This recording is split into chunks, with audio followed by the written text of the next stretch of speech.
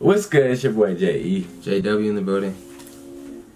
We're the J&J twins. And we're back with another hit, but this time instead of reaction, we're going to make it lit.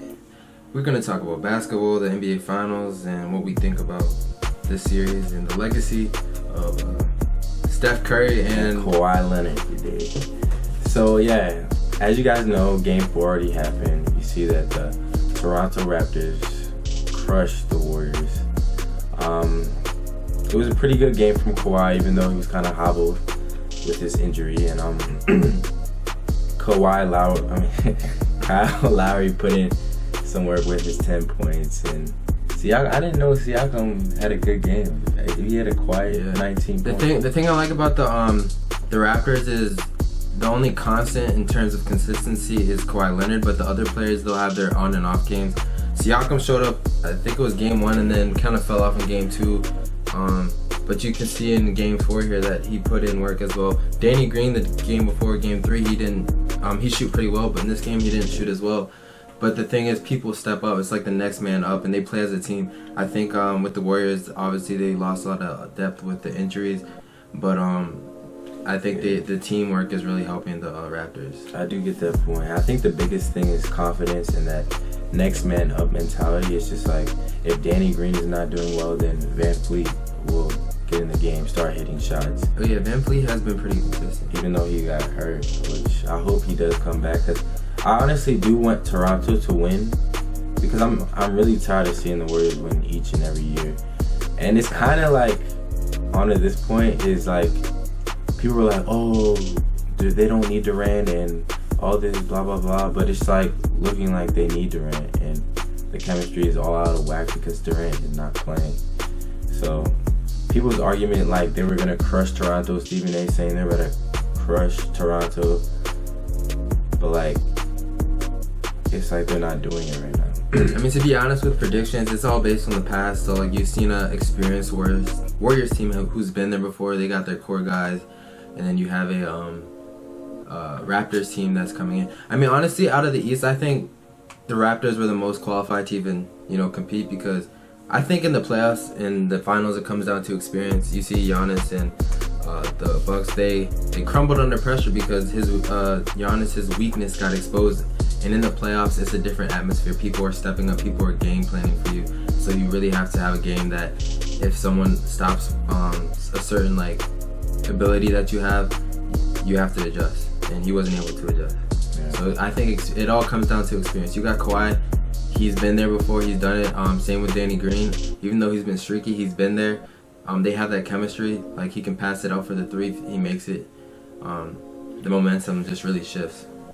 But do you think they're not winning as much as they did in the past because Kevin Durant was inserted in, and that kind of disrupts the chemistry, and it's just like now they haven't played together like that since Kevin Durant is out. So it's like now you really don't know what to do since KD is out, and you're just trying to go back to your old form, but now you really can't readjust. I think it more has to do with the Raptors and their defense and their next man up thing. Like, teams they seem to mentally fall apart, but with the ability for different guys every night to show up, I feel like that gives the Raptors more confidence. And then you have a leader like Kawhi who isn't, I guess, he doesn't get affected emotionally, at least on the court, where, you're down, and he doesn't show like that give up mentality that some of these teams have. Like, it's just focused. Each game is the main focus. We're not looking forward or behind. We're focused on the moment and trying to get it done. And I think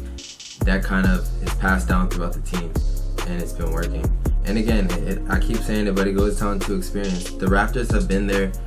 Unfortunately, they kept losing to LeBron James, but they were in those big moments before, so they finally got over the hump with that one player, and now they're there, and the Warriors are just struggling. Yeah, I think the Warriors are struggling because they have Steph and Clay who just shoot a high volume of shots, and then they have just role players around them that really can't do much but do like specific jobs like passing, assisting. Who's that one guy, that light-skinned guy, Quinn Cook, just coming in and shooting. They can't really do anything else. All the other role players in Toronto can kind of step up and rise to the occasion. Yeah. I don't like the the storyline where it's the chemistry and the team's falling apart because they didn't have Durant when they went on that 73-9 run. I understand if guys are older and things like that and people slow down, but the way they're handling the Warriors, the Raptors, I think it comes down to their play and their defense and them controlling the game and focusing. It's like more humbling, you know, they're not really engaging in the extra stuff, they're just focused. And Kawhi has really been the difference maker. Do you feel like they have... And LeBron hasn't been there either, but... Yeah. Do you feel like they have a chance to come back, the Warriors? Every team has a chance, but I think... But do you think they would be able to do it? With the way the momentum is going, I find it hard to believe that they're going to come back. Like, Raptors are hungry. They're at home. I feel like the teams that they, like, I guess, come back on, mentally, you know, they kind of just beat themselves. But I feel like Kawhi is that guy who, he's just locked in. It doesn't matter what game it is. You've seen it in the press conferences. He will get it done. And I think that's all it's going to take, really. And also, I think Kawhi is trying to prove a point to San Antonio. Like, you shouldn't have traded me, and you should have actually listened to me when I said I had an injury. Like, Toronto, he had an injury, and he sat out for X amount of games. And look what they're doing now. He said that, I saw a video that he said, if I didn't sit out those games in Toronto, we probably wouldn't be here. Or I wouldn't be in this position. So you got to listen to your players. A lot of guys in all sports, they be rushing back to play, but they don't realize long term how that can affect you. Like Isaiah Thomas in the Celtics, he did a very good job, but then he just rushed back into playing when he should have just taken more time off. Because now it's just like he's going from team to team. The man has potential. Yeah, he can be a defensive liability, but he can score. But I think he's been struggling due to that injury. He just needs another opportunity, so hopefully he gets to full health and he's able to show us what he did like on the Celtics. Yeah, I do agree with that. Overall, I hope that Toronto wins and beats the Warriors, because like I said before, I don't want to see the Warriors win the third straight. We sick of it. We sick of it over really here. Sick of that. Most of America wants the Raptors to win. The Warriors dynasty is done.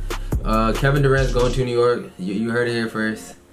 He's not going to New York. Kyrie Irving is going to the Nets or the Lakers. No, he's not. We'll see what happens in free agency. Kyrie Irving is going to the Knicks or Brooklyn. Yeah, Nets. He's either going to the Nets or the Knicks. So we'll see about that. Thank you guys for tuning in to our reaction of the NBA Finals Game 4. We'll probably bring you Game 5 reaction after it happens. But thank you. Subscribe, comment, and like. Follow us on Instagram. Stay tuned. And we'll see you guys in the next video.